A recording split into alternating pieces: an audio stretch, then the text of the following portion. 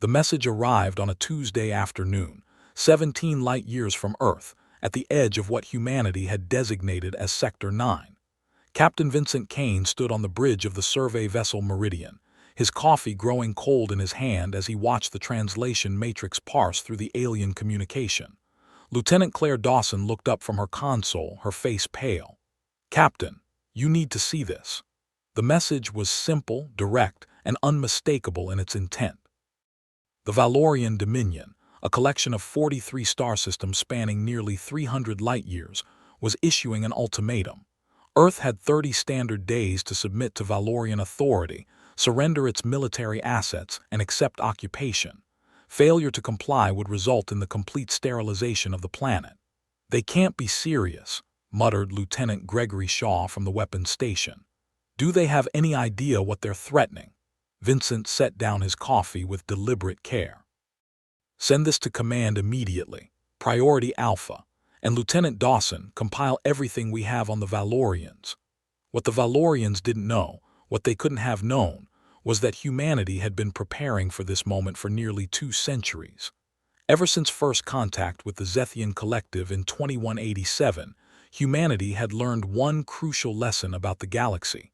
In the vast darkness between stars, the only thing that mattered was strength. But humanity had also learned patience.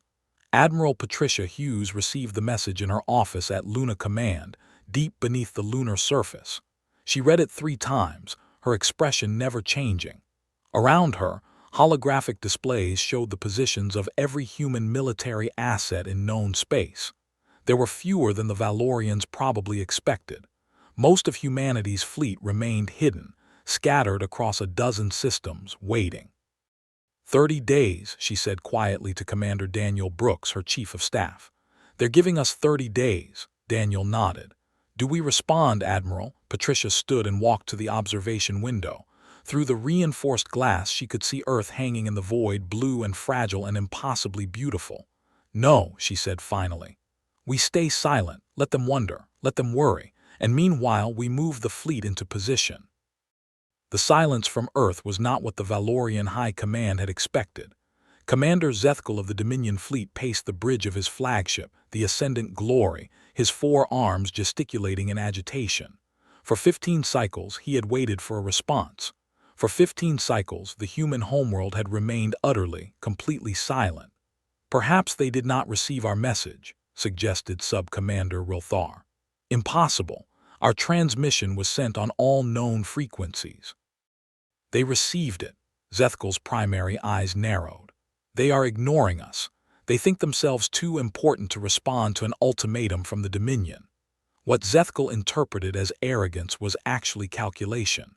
While the Valorians waited for a response that would never come, humanity was moving.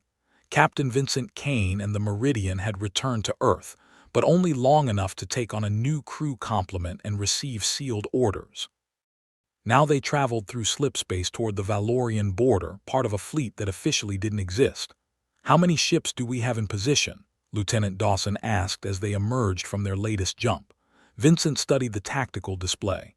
73 capital ships, 240 frigates, 600 smaller craft. And that's just what Command has told us about. I suspect there are assets we don't know about. Gregory whistled low. "That's more firepower than we've ever assembled in one place. And still a fraction of what the Valorians have," Vincent reminded him. "They control 43 systems, their fleet numbers in the thousands, but they've never fought a war, not a real one. They've conquered primitive species, bullied smaller civilizations. They've never faced an enemy that fought back." Back on Earth, the silence continued. The unified Earth government issued no statements. No official responded to press inquiries about the Valorian ultimatum. The public remained largely unaware that their planet had been threatened with extinction. Life continued as normal. People went to work, children attended school, traffic moved through the streets of 1,000 cities. But beneath the surface, humanity was preparing for war. Dr. Elizabeth Morgan worked in a laboratory 3 kilometers beneath the surface of Mars. Her team had been developing gravitational weapons for the past decade, technology so advanced that most of humanity's own scientists didn't fully understand it. Now, as the deadline approached, she watched as the final prototypes were loaded onto unmarked transports. "Will they work?" asked her assistant, Dr. Peter Chang. Elizabeth didn't look away from the loading bay. "They'll work. The question is whether we'll need to use them." "You think the Valorians will back down?" "No," Elizabeth said quietly. "I think they'll attack, and I think they have no idea what they're about to unleash." Day 29 arrived. Commander Zethkal stood before the Valorian High Council, his confidence wavering for the first time in his long career. "The humans have not responded," he reported. "They have made no military movements that our scouts have detected. They appear to be ignoring the ultimatum entirely." High Counselor Vexter, eldest of the council members, leaned forward. "Then they will learn the cost of defiance. Commander, you will proceed with the operation as planned. On day 30, if the humans have not surrendered, you will jump to their homeworld and begin orbital bombardment." Zethkal saluted, but as he left the council chambers, a strange feeling settled in his chest. The humans had built an interstellar civilization. They had mastered faster than light travel. They had established colonies across dozens of systems. And yet they remained silent in the face of annihilation. It made no sense, unless they were planning something. Day 30 arrived with the cold precision of mathematics. In the Valorian home system, Zethkal assembled his fleet. 300 warships, each one a marvel of Dominion engineering, each one carrying enough firepower to glass a continent. It was, he believed, more than sufficient to handle whatever primitive resistance the humans might offer. "Prepare for slipspace transition," he ordered. "Set coordinates for the human homeworld. All ships will jump simultaneously and emerge in formation around the planet." The fleet began to glow with the characteristic blue shimmer of slipspace drives charging. In moments they would make the jump. In moments Earth would face the full might of the Valorian Dominion. And then, as the jump sequence initiated, every Valorian ship in the fleet suddenly went dark. Zethkal stared at his displays in shock. "What just happened?" "Report." "Commander, all our systems are experiencing massive electromagnetic interference. Our slipspace drives are offline. Communications are down. We're operating on emergency power only." "Source?" "Unknown, sir. It's like nothing we've ever encountered. It's as if someone dropped an electromagnetic blanket over the entire fleet." And then, for the first time in 30 days, the humans responded. Captain Vincent Kane watched from the bridge of the Meridian as his tactical display lit up with friendly contacts. All around the Valorian home system, human ships began to decloak. They had been there for days, hidden by stealth technology the Valorians had no idea existed, waiting for this exact moment. "All ships, this is Admiral Hughes," came the voice over the fleet channel. "Execute Operation Reckoning." Vincent's finger hovered over the fire control. "Lieutenant Shaw, you may fire when ready." The human fleet opened fire. It wasn't a battle, it was a massacre. The Valorian ships, already crippled by the electromagnetic attack, couldn't maneuver, couldn't return fire, couldn't even effectively shield themselves.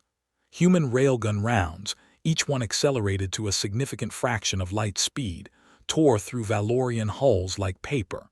Missile salvos bracketed disabled ships. Energy weapons carved glowing lines across enemy armor. Within 10 minutes, half the Valorian fleet was destroyed. Within 20, only scattered survivors remained, drifting helplessly in the void. Zethkal watched from the crippled bridge of the Ascendant Glory as his fleet died around him. His people had never known defeat. For 500 cycles, the Dominion had expanded unchecked, conquering world after world. They had believed themselves invincible. They had been wrong. "This is Admiral Patricia Hughes of the United Earth Forces to all Valorian vessels," came a voice over the emergency channel. "You will cease all hostile actions immediately. You will power down your remaining weapons systems. You will prepare to receive boarding parties. Any ship that does not comply will be destroyed." Zethkal's hands trembled as he reached for the communications panel. For the first time in his life, he understood what it meant to be on the receiving end of an ultimatum. But the humans were not done. While the Valorian home fleet burned, human forces struck simultaneously across every system in the Dominion. They had mapped every military installation, every fleet base, every defensive platform.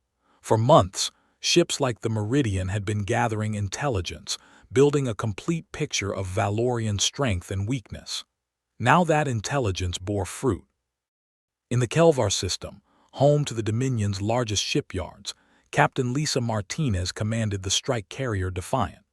Her fighter wings swept through the orbital infrastructure like a scythe through wheat.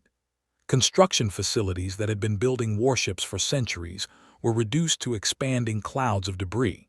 The Valorians scrambled defensive fighters, but they were hopelessly outmatched by human pilots who had trained their entire lives for combat. "Target destroyed, Captain," reported her wing commander, moving to secondary objectives. Lisa watched the tactical display with grim satisfaction. "Proceed, and remember we strike military targets only, no civilian installations unless they pose a direct threat." That had been Admiral Hughes's explicit order. Humanity would destroy the Valorian military, cripple their ability to wage war, but they would not slaughter civilians. There had been long debates in the War Council about this decision. Some had argued for total destruction, for making an example so terrible that no other species would dare threaten Earth. But humanity had not forgotten its own history, its own wars, its own capacity for atrocity. They would win this war, but they would win it as civilized beings, not as monsters. The Valorians, ironically, had no such compunctions. As news of the attack spread through the Dominion, the High Council issued emergency orders. Every available ship was to converge on Earth immediately. If the humans wanted war, they would have it. The Dominion would show these upstart primitives the true meaning of power, but the humans had anticipated this response. Commander Rachel Price stood on the bridge of the stealth ship Phantom, positioned along the main slipspace route between Valorian space and Earth. Her ship was one of 50 such vessels, each equipped with the same gravitational technology that Dr. Morgan had developed on Mars. As the Valorian counter-attack fleet began their jump toward Earth, the Phantom and her sisters activated their weapons. The effect was immediate and catastrophic. The gravitational weapons created artificial singularities along the slipspace route, collapsing the very fabric of space-time that the Valorian ships were trying to traverse. Ships that entered the affected zones simply ceased to exist, torn apart by tidal forces beyond comprehension. Others emerged from slipspace thousands of light-years off course, their navigation systems hopelessly scrambled. Of the 800 ships that attempted the jump to Earth, fewer than 50 survived, and those that did found themselves facing the full might of Earth's home defense fleet. Admiral Hughes watched from Luna Command as the scattered Valorian survivors limped into Sol's system. They were battered, disoriented, their formations broken. Against Earth's defense grid, which had been preparing for this moment for 200 years, they didn't stand a chance. "All stations, weapons free," she ordered. "Show them what happens when you threaten Earth." The defense platforms around Earth and Luna opened fire simultaneously. Energy beams and kinetic projectiles filled space with lethal light. The Valorian ships, already damaged from their disastrous jump, broke apart under the onslaught. Those that survived the initial barrage found themselves pursued by human fighters, harried by frigates, bracketed by missiles that seemed to anticipate their every evasive maneuver. Within an hour, it was over. The last Valorian ship attempting to threaten Earth drifted in pieces through the asteroid belt. But Admiral Hughes wasn't finished. She opened a channel that she knew would be heard across every Valorian system, on every ship, on every world. When she spoke, her voice was cold, hard, and utterly uncompromising. "This is Admiral Patricia Hughes of the United Earth Forces. For 30 days you threatened my homeworld with extinction. For 30 days you waited for us to beg, to plead, to surrender. We chose silence instead. We chose to let our actions speak for us. You wanted to know what humanity is capable of. Now you know. Your fleet is destroyed. Your shipyards are in ruins. Your ability to wage war has been crippled. You have one opportunity to avoid complete annihilation. The Valorian Dominion is hereby dissolved. Every species you have conquered, every world you have enslaved, will be granted immediate independence. You will withdraw all military forces to your homeworld. You will open your borders to human oversight. And you will never, ever threaten another species with extinction." These terms are not negotiable. You have 48 hours to comply. If you refuse, if you resist, we will return. And next time, we will not show mercy. The transmission ended. Across the Valorian Dominion, on 43 worlds that had never known defeat, leaders who had believed themselves invincible stared at their displays in shock and growing horror. The humans had not simply won a battle. They had crushed an entire interstellar empire in less than a day. High Counselor Vexter, who had ordered the attack on Earth with such confidence, now faced a choice that no Valorian leader had faced in 500 cycles: surrender or extinction. The decision in the end was not difficult. 41 hours after Admiral Hughes's ultimatum, the Valorian High Council transmitted their acceptance of Earth's terms. The Dominion would dissolve. The conquered species would be freed. Humanity would oversee the transition. Captain Vincent Kane received the news while the Meridian was stationed in orbit over the Valorian homeworld. He stood at the observation window, looking down at the planet below. Cities spread across continents like circuit patterns. From up here, they looked peaceful, beautiful even. It was hard to imagine that just days ago, this civilization had threatened to erase humanity from existence. "What happens now?" Lieutenant Dawson asked, coming to stand beside him. Vincent shook his head slowly. "Now comes the hard part. Winning the war was easy. Winning the peace, making sure something like this never happens again, that's going to take years. Decades, probably. Do you think we did the right thing, destroying their fleet like that?" "I think we did the only thing we could. They gave us 30 days to surrender or die. We gave them a demonstration of what happens when you threaten humanity with extinction. Maybe, if we're lucky, the next species that considers attacking Earth will remember what happened here and think twice." News of humanity's victory spread through the galaxy like a shockwave. Species that had been conquered by the Valorians celebrated their liberation. Others, who had watched the Dominion's expansion with growing concern, breathed sighs of relief. But there were also those who looked at what humanity had accomplished and felt not relief but fear. The Zethian Collective, humanity's first contact and oldest ally, sent a delegation to Earth. Ambassador Krelix met with President Caroline Matthews in the rebuilt United Nations building in Geneva. "Your victory was impressive," Krelix said carefully. "Perhaps too impressive. There are those in the galaxy who now wonder if humanity is simply replacing the Valorian threat with one of their own." President Matthews met the ambassador's compound eyes steadily. "We didn't start this war. We didn't want it. For 30 days we remained silent while the Valorians threatened our extinction, and we used that time to prepare. When they attacked, we responded with overwhelming force. But note, Ambassador, we did not glass their worlds. We did not massacre their civilians.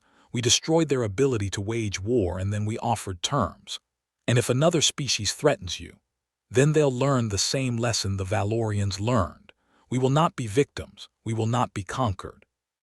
We will not roll over and die because some empire decides it wants our worlds, but neither will we become conquerors ourselves. We have no interest in building an empire, Ambassador. We just want to be left alone." Krelix considered this for a long moment. "I hope, for all our sakes, that the galaxy chooses to believe you." 6 months after the war, Captain Vincent Kane returned to Earth on leave. He stood in a park in Seattle, watching children play, listening to the sound of laughter and ordinary conversation. The people here had no idea how close they had come to extinction. The government had kept the Valorian threat quiet, revealing it only after the war was won. Life had continued as normal for most of humanity, interrupted only by news reports of a brief military action in distant space. A woman sat down on the bench beside him. Admiral Hughes, dressed in civilian clothes, smiled at his surprise. "Thought I'd find you here," she said. "Admiral, I didn't expect to see you planetside. I needed to remember why we fought, why we built all those ships, developed all those weapons, prepared for a war we hoped would never come." She gestured at the park, at the people living their ordinary lives. This is why, so they could keep doing this without fear." Vincent nodded slowly. "The Valorians never understood that, did they? They saw us as just another primitive species to conquer. They had no idea what we were capable of. Because we chose to stay silent. We could have responded to their ultimatum with threats of our own, could have boasted about our capabilities. But sometimes, Captain, the most terrifying response is no response at all. Let them wonder, let them worry, let them imagine what we might do. And then, when they commit to their course of action, show them exactly what we're capable of. Do you think it's over? Really over? Admiral Hughes was quiet for a moment. The war with the Valorians is over, but there are other threats out there. Other empires that might look at Earth and see opportunity rather than danger. We can't let our guard down. We can't assume that one victory means we're safe forever. So we stay silent. We stay prepared. We stay vigilant. And yes, we stay silent. Let the galaxy wonder about humanity. Let them debate whether we're a threat or a potential ally. Let them remember what happened to the Valorian Dominion when they decided Earth was an easy target. She stood to leave, then paused. You did well out there, Captain, you and your crew. The Meridian's intelligence gathering was crucial to our victory. Thank you, Admiral, we just did our jobs. That's what makes us dangerous, she said with a slight smile. We just do our jobs, we don't boast, we don't threaten. We just quietly, efficiently do what needs to be done. The Valorians mistook that for weakness. They won't be the last to make that mistake. Across the galaxy, the story of Earth's war with the Valorian Dominion became legend. Different species told it in different ways, but certain elements remained constant. The humans had been threatened with extinction. They had remained silent. And when they finally responded, they had destroyed one of the galaxy's most powerful empires in a single day. Some species saw the story as a warning. These humans were not to be trifled with, not to be threatened, not to be underestimated. Others saw it as an opportunity. If humanity could defeat the Valorians, perhaps they could be valuable allies. Trade delegations began to arrive at Earth with increasing frequency. Treaties were proposed. Alliances were suggested. Humanity, true to its nature, evaluated each offer carefully, made no hasty commitments, and continued to build its strength in silence. On the Valorian homeworld, now under human oversight, a new generation was growing up. They learned about the war in their schools, studied the tactical decisions that had led to their civilization's defeat. Some viewed humanity with hatred, seeing them as conquerors. Others looked at the restraint humans had shown, at the mercy they had granted, and saw something different. Commander Zethkal, now stripped of his rank and working as a civilian analyst, spent his days studying human military doctrine. He had survived the battle in the Valorian home system, had been taken prisoner, had witnessed firsthand the efficiency and precision of human operations. What he discovered in his studies both fascinated and terrified him. The humans had not won through superior numbers or more advanced technology, though they had both. They had won through patience, through planning, through a willingness to prepare for decades for a war they hoped would never come. They had studied their potential enemies, mapped their weaknesses, developed specific counters to every known threat. And they had done it all in silence, never boasting, never threatening, just quietly preparing. It was, Zethkal realized, the most terrifying kind of enemy. One that didn't announce its strength, didn't display its capabilities, didn't give any warning at all until the moment it struck. And then it struck with such overwhelming force that resistance became impossible. He wrote a report on his findings, a document that would eventually be distributed throughout the galaxy. In it, he included a warning that would become famous in its own right. When dealing with humanity, remember this lesson above all others. Their silence is not weakness. Their patience is not indecision. Their restraint is not timidity. These are a people who will prepare for war while hoping for peace, who will build weapons while seeking diplomacy, who will train for combat while desiring tranquility. And if you force them to choose between their survival and yours, they will choose theirs without hesitation or mercy. We learned this lesson at the cost of our empire. Do not make the same mistake we did. Years passed. The Valorian systems completed their transition to independence under human oversight. The species they had conquered rebuilt their civilizations. Trade routes opened. New alliances formed. The galaxy adapted to its new reality, one in which humanity was no longer an unknown quantity but a proven power. And through it all, Earth remained watchful, silent, prepared. The military continued to develop new technologies, to train new soldiers, to plan for threats both known and unknown. The fleet grew larger and more capable. Defense networks were expanded and improved. Humanity had learned its lesson well. Never again would they be caught unprepared. Never again would they face extinction without the means to fight back. Captain Vincent Kane, promoted to admiral after the war, stood in the same office that Admiral Hughes had once occupied. He looked at the displays showing Earth and the expanding network of human colonies and allies. The galaxy was changing, evolving, and humanity was at the center of that change. His chief of staff, Commander Claire Dawson, entered with the daily intelligence briefing. Any threats? Vincent asked the same question he asked every day. Nothing immediate, the usual territorial disputes, some trade disagreements, a few minor conflicts in the outer systems. Nothing that requires our intervention. Vincent nodded, but his eyes remained on the displays. Good, let's hope it stays that way. Do you think we'll face another threat like the Valorians? Eventually.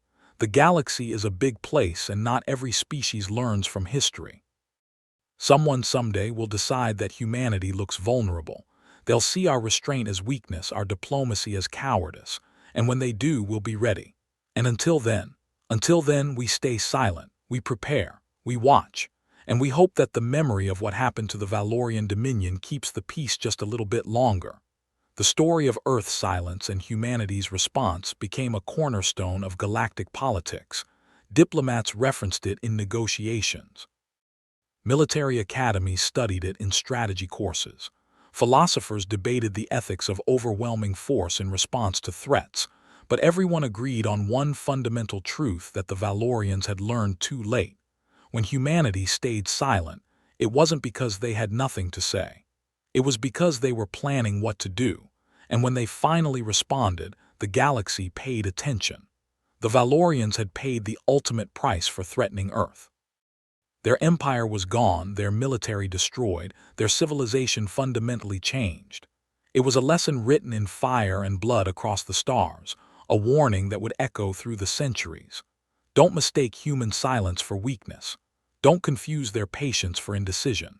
Don't assume their desire for peace means they're incapable of war. Because when humans are threatened, when their survival is at stake, when they're pushed to the breaking point, they don't just fight back. They make sure the threat can never rise again.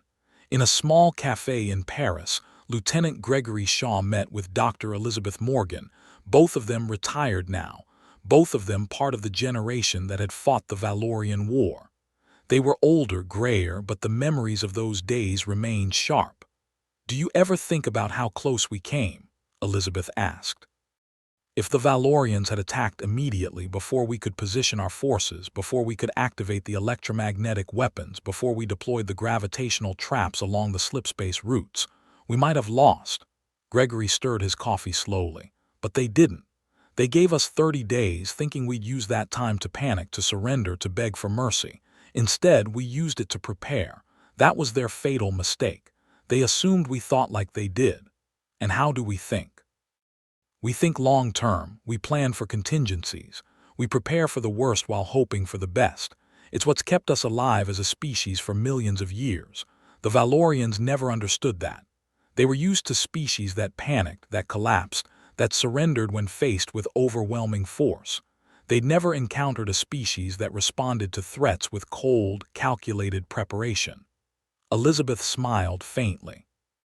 Admiral Hughes used to say that the best weapon isn't the biggest gun or the fastest ship, it's patience, the ability to wait for exactly the right moment to strike. She was right, and that's why we won, not because we were stronger or smarter or more advanced, but because we were patient enough to let the Valorians commit fully to their attack before we showed them what we were capable of.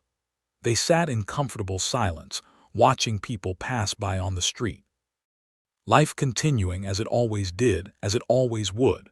That, in the end, was what they had fought for. Not glory, not conquest, not revenge. Just the simple right for life to continue, for children to play in parks, for people to meet in cafes and talk about ordinary things. The Valorian War had taught humanity many lessons, but perhaps the most important was this: peace is not the absence of the capacity for war. Peace is the choice not to use that capacity unless absolutely necessary. Humanity had that capacity now, proven beyond any doubt, and the galaxy knew it, which meant that, for now at least, the galaxy was at peace. Not because everyone loved each other, not because all conflicts had been resolved, but because everyone remembered what happened when you pushed humanity too far. Earth stayed silent, watching, waiting, preparing. And the galaxy, having learned its lesson, chose to leave it that way. The price of threatening humanity had been paid in full. The Valorian dominion was gone, its military shattered, its empire dissolved. 43 systems that had once trembled at their name now barely remembered they had existed. It was a complete and total defeat, accomplished not through years of grinding warfare, but in a single, devastating day. And it all began because Earth chose to stay silent, because humanity decided that actions would speak louder than words. Because when faced with an ultimatum, they didn't waste time with threats or boasts or warnings. They simply prepared, waited for the right moment, and then struck with such overwhelming force that resistance became impossible. It was a lesson the galaxy would remember for generations. In the academies where future leaders studied strategy, in the council chambers where diplomats negotiated treaties, in the military headquarters where generals planned defenses, the same warning was repeated again and again. When humans go silent, start worrying. When they stay silent, start preparing. And if you're the reason they went silent in the first place, start praying. Because when they finally respond, it won't be with words.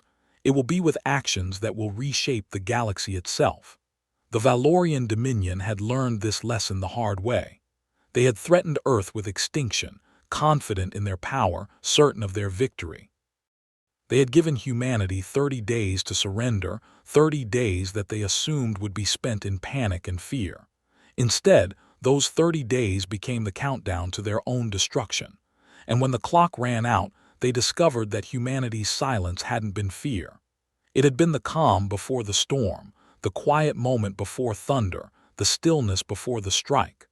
Earth had stayed silent. And when humans finally responded, the galaxy paid the price in the form of a changed universe, one where everyone now knew that humanity was not prey. They were not victims. They were not a species to be conquered or enslaved or destroyed. They were something far more dangerous, a species that would prepare in silence, strike without warning, and show no mercy to those who threatened their existence. The Valorian Dominion had learned this truth too late. The rest of the galaxy learned it just in time. And in that learning, in that understanding, a fragile peace was born. Not a peace based on love or friendship or shared values, but a peace based on mutual respect and the certain knowledge of what would happen if that respect was violated. It wasn't the peace that humanity had hoped for, but it was the peace they had earned through strength, through sacrifice, through their willingness to do what was necessary when threatened with extinction. And so the galaxy turned and life continued, and humanity remained watchful in their silence. They had proven what they were capable of. Now they would prove that they could be trusted not to abuse that capability. It would be a longer, harder struggle than the war itself. But it was a struggle humanity was prepared to undertake, with the same patience, the same determination, the same silent resolve that had won them victory in the first place. The story of Earth's silence and humanity's response would be told for generations to come. It would evolve, change, be embellished and simplified and reinterpreted, but its core message would remain unchanged. Humanity had stayed silent, and when they responded, the galaxy had paid the price. The only question now was whether the galaxy had learned its lesson or whether humanity would need to teach it again.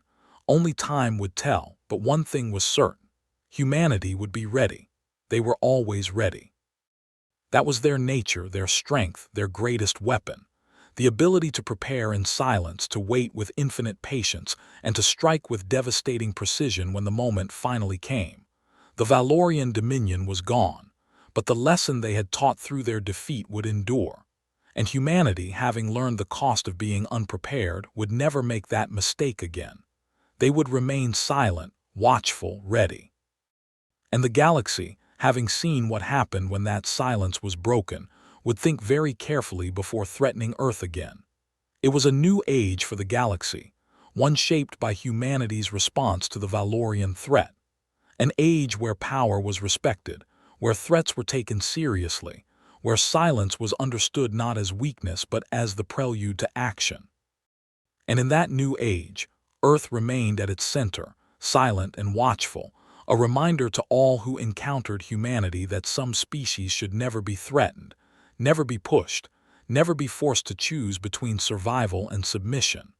Because when humanity made that choice, there was never any doubt about which option they would select, and those who forced them to make it paid the price in full.